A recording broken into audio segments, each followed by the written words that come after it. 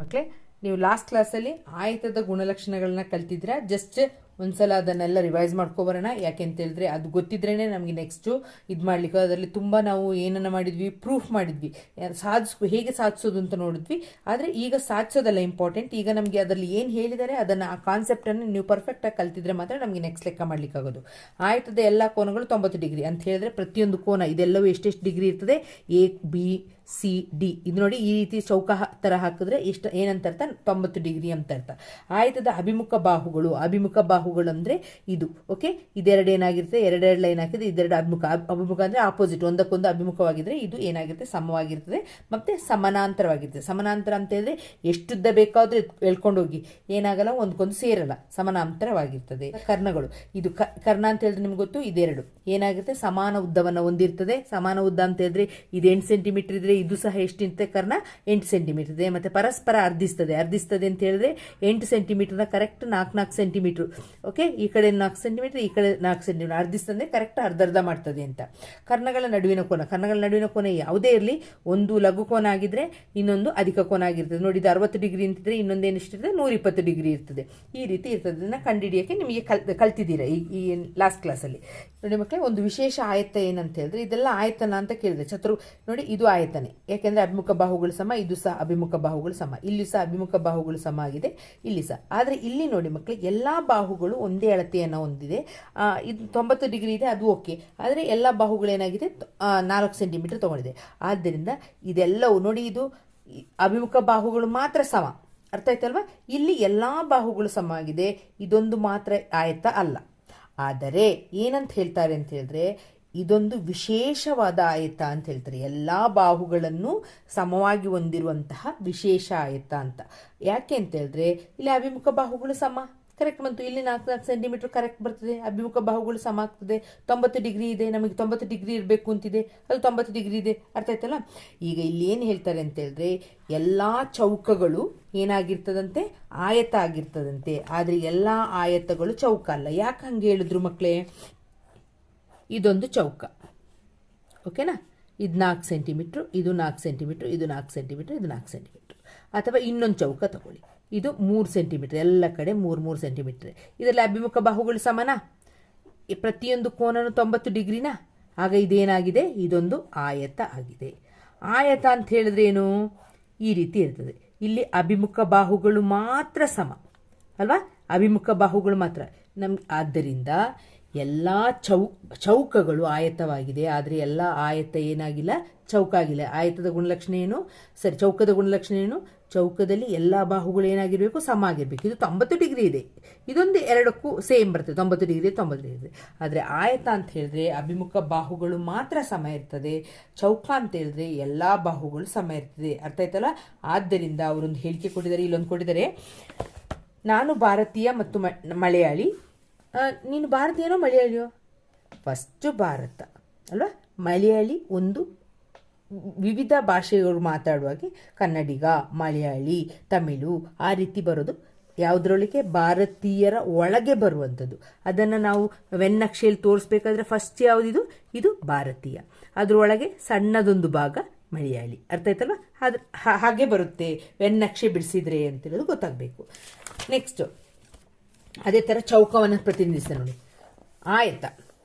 Okay, ಅದರಲ್ಲಿ ಚೌಕ ಏನು ಮಾಡ್ತೀವಿ, ಎಲ್ಲ ಚೌಕಗಳು ಆಯತ ಆಗಿದೆ, ಆದರೆ ಎಲ್ಲ ಆಯತಗಳು ಚೌಕಗಳು ಅಲ್ಲ. ಅರ್ಥ ಆಯ್ತಲ್ವಾ? ನೆಕ್ಸ್ಟು ಪುನಃ ಕಾರ್ಪೆಂಟರ್ ಸಮಸ್ಯೆಯನ್ನು ತಗೊಂಬಂದರೆ, ಕಾರ್ಪೆಂಟ್ರಿಗೆ ಎರಡು ಕರ್ಣಗಳ ಅಳತೆಯನ್ನು ಕೊಟ್ಟಾಗ ನೀವು ಏನು ಮಾಡ್ಬೋದು ಅಂತ, ಚೌಕವನ್ನು ಹೇಗೆ ನಿರ್ಮಿಸ್ತೀರಾ? ಅಲ್ಲಿ ನೋಡಿ, ನಮಗೆ ಆಯತ ಮಾಡಬೇಕಾದ್ರೆ ಏನು ತೊಂದರೆ ಇರಲಿಲ್ಲ. ಏನು ಎರಡು ಕರ್ಣಗಳು ಹೀಗೆ ಕೊಟ್ಟಾಗ ಇಲ್ಲಿಂದ ಹೀಗೆ ದಾರ ಇಟ್ಕೊಂಡು ಹೋಗಿ ಹೀಗೆ 4 ಬದಿಯಲ್ಲಿ ಸೇರಿಸಿದ್ರೆ ಆಗುತ್ತೆ, ನಿಮಗೆ ಏನು ಸಿಕ್ತಿತ್ತು, ಆಯತ ಸಿಕ್ತಿತ್ತು. ಬಟ್ ಇಲ್ಲೊಂದು ಕಂಡೀಷನ್ ಇದೆ. ಏನು ಕಂಡೀಷನ್ ಇದೆ ಅಂತ ಹೇಳಿದ್ರೆ, ಇದು 90 ಡಿಗ್ರಿ ಇರಬೇಕು. ಕರೆಕ್ಟ್ ಇಲ್ಲಿ ಎಷ್ಟು ಡಿಗ್ರಿ ಆಗಬೇಕು, ಕರ್ಣಗಳು ಅರ್ಧಿಸ್ತದೆ, ಅದು ಸೇಮ್, ಕರ್ಣಗಳು ಒಂದೇ ಥರ ಇರ್ತದೆ, ಅದು ಓಕೆ. ಕರ್ಣಗಳು ಪರಸ್ಪರ ಅರ್ಧಿಸಿದಾಗ ಎಷ್ಟು ಡಿಗ್ರಿ ಮಾಡಬೇಕು, ಇಲ್ಲಿ 90 ಡಿಗ್ರಿ ಮಾಡಬೇಕು, ಹೀಗೆ ನೇರವಾಗಿ ಇರಬೇಕು. ಅರ್ಥ ಆಯ್ತಲ್ವಾ? ಅದೊಂದು ಕಂಡೀಷನ್ ಮಾಡಬೇಕಾಗುತ್ತೆ. ಇದಾಗ ಎಷ್ಟು ಬರ್ತದೆ ಅಂತ ಹೇಳಿದ್ರೆ 90 ಡಿಗ್ರಿ ಬರಬೇಕು ಅಂತ. ಅದಕ್ಕೆ ನಾವು ಸಾಧಿಸಬೇಕಾದ್ರೆ ಈ 2 ತ್ರಿಭುಜಗಳನ್ನು ತಗೊಳ್ಬೇಕು ಮಕ್ಕಳೇ.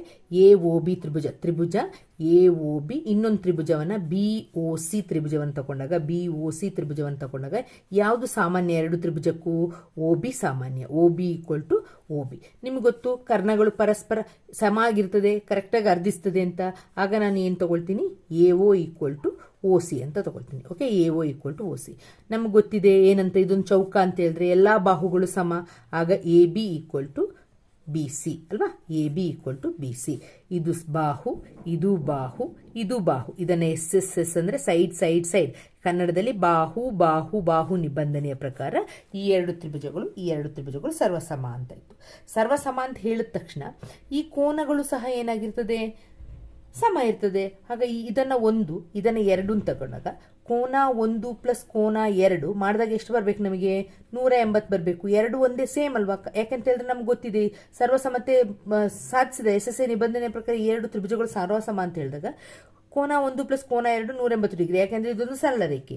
ಆಗ ಕೋನ 2 ಸಲ ಕೋನ 1 ಅಂತಲೇ ಬರೀತೀನಿ, ಯಾಕಂದರೆ ಅದು ಸಮ ಇರೋದ್ರಿಂದ. ಆಗ ಕೋನ 1 ಈಕ್ವಲ್ ಟು 180 ಭಾಗಿಸು 2 ಅಂತ ಮಾಡಿದಾಗ ಎಷ್ಟು ಬಂತು? 90 ಡಿಗ್ರಿ.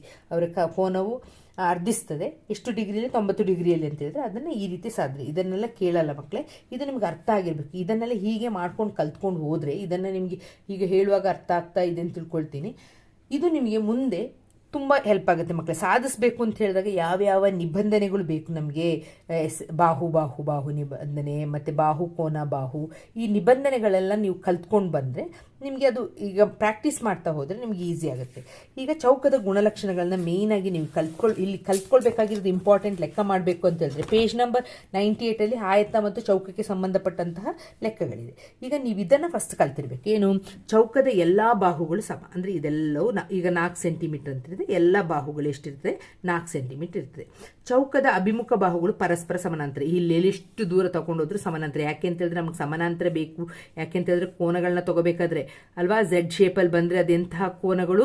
ಪರ್ಯಾಯ ಕೋನಗಳು. ಅರ್ಥ ಆಯ್ತಲ್ಲ? ಝೆಡ್ ಶೇಪಲ್ಲಿ ಬಂದರೆ ಉಲ್ಟಾ ಝೆಡ್ ಬಂದರೂ ಪರ್ಯಾಯ ಕೋನಗಳು, ಅದು ಗೊತ್ತಿರಬೇಕು.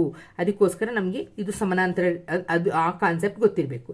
ಎಲ್ಲ ಕೋನಗಳು 90 ಡಿಗ್ರಿ. ಎಲ್ಲ ಕೋನಗಳು, ಪ್ರತಿ ಕೋನವು ಆಯತದಲ್ಲೂ ಅಷ್ಟೇ ಚೌಕದಲ್ಲೂ ಅಷ್ಟೇ ಎಷ್ಟೆಷ್ಟು ಡಿಗ್ರಿ ಇರ್ತದೆ? 90 ಡಿಗ್ರಿ ಆಗಿರ್ತದೆ. ಚೌಕದ ಕರ್ಣಗಳು ಸಮಾನ. ಇಲ್ಲೂ ಅಷ್ಟೇ ಕರ್ಣಗಳೇನಾಗಿದೆ? ಸಮಾನ. ಅಲ್ಲಿ ಏನಾಗಿದೆ?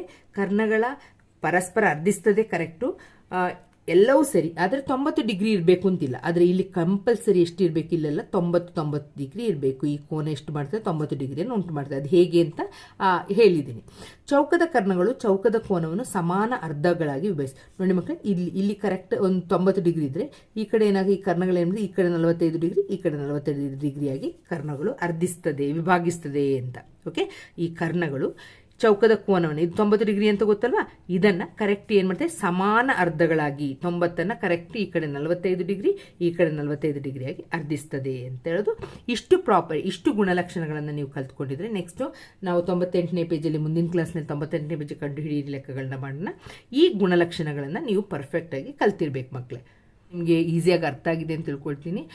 ಇದನ್ನು ಸಜೆಷನ್ ಮಾಡಿದಂತಹ ನನ್ನ ಗೆಳತಿಗೆ ಧನ್ಯವಾದಗಳನ್ನ ಹೇಳ್ತಾ, ಇದು ಅರ್ಥ ಆಗಿದೆ ಅಂತ ಹೇಳಿದ್ರೆ ಪ್ಲೀಸ್ ಲೈಕ್, ಶೇರ್, ಸಬ್ಸ್ಕ್ರೈಬ್ ಮಾಡಿ.